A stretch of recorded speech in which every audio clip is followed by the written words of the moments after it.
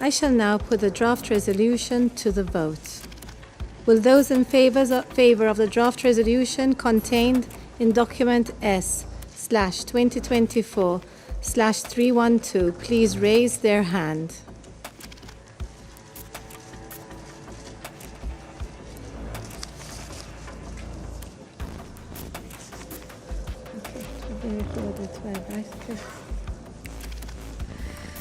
Those against?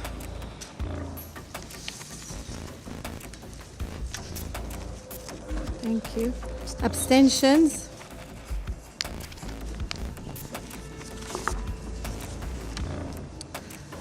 The draft resolution has not been adopted owing to, the result of the vote is as follows. 12 votes in favor, 1 vote against, 2 abstentions. The draft resolution has not been adopted owing to the negative vote of a permanent member of the Council. I now give the floor to those members of the Council who wish to make statements after the vote. Since the attacks of October 7, President Biden has been clear that sustainable peace in the region can only be achieved through a two-state solution, with Israel's security guaranteed. There is no other path that guarantees Palestinians can live in peace and with dignity in a state of their own. We also have long been clear that premature actions here in New York, even with the best intentions, will not achieve statehood for the Palestinian people. As members of the Security Council, we have a special responsibility to ensure that our actions further the cause of international peace and security and are consistent with the requirements of the UN Charter. As reflected in the report of the Admission Committee, there was not unanimity among committee members as to whether the applicant met the criteria for membership as set forth in Article 4 of the UN Charter. For example, there are unresolved questions as to whether the applicant meets the criteria to be considered a state.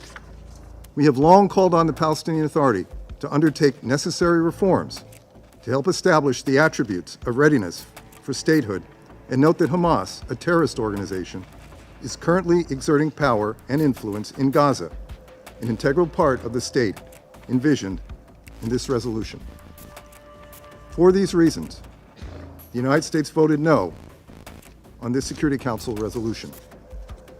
Again, the United States continues to strongly support a two-state solution. This vote does not reflect opposition to Palestinian statehood, but instead is an acknowledgement that it will only come from direct negotiations between the parties. Having for the 5th time since the beginning of the exacerbation in Gaza their veto, they have once again demonstrated what they really think of the Palestinians. For Washington, they do not deserve to have their own state. They are only a barrier on the path towards realizing the interests of Israel. For that reason, the United States is ready to the last to turn a blind eye to the crimes of Israel against the civilians in Gaza. Today's use of the veto by the US delegation is a hopeless attempt to stop the inevitable course of history. The results of the vote, where Washington was practically in complete isolation, speak for themselves. We call on the United States to listen to the voice of reason, to think about the consequences of their decisions, and to immediately join in the efforts of the other members of the Security Council to establish an immediate ceasefire in Gaza. Thank you. Today is a sad day.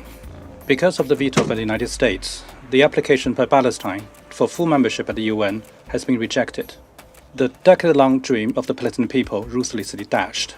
China finds the decision by the US most disappointing. An independent state of Palestine has been a long-cherished intergenerational dream of the Palestinian people. Its full membership at the UN is a crucial step in that historical direction and process. The relevant countries premised its inability to support Palestine in UN's membership is on the grounds that the state of Palestine does not have the capacity to govern. We do not agree with this assessment. What is even more unacceptable is some countries challenging Palestine's eligibility for membership of the UN under the UN Charter, implying that it still remains a question whether Palestine is peace-loving. Such an allegation is outrageous and a step too far. All countries that genuinely support the two-state solution should not stand in the way of Palestine's full membership at the UN. By all of your statements, those who voted in favor and even those who voted differently, of the passion that it contained in your commitment and understanding the pain and the moment of the Palestinian people. I salute you in the name of the Palestinian people and their leadership. We accepted the two-state solution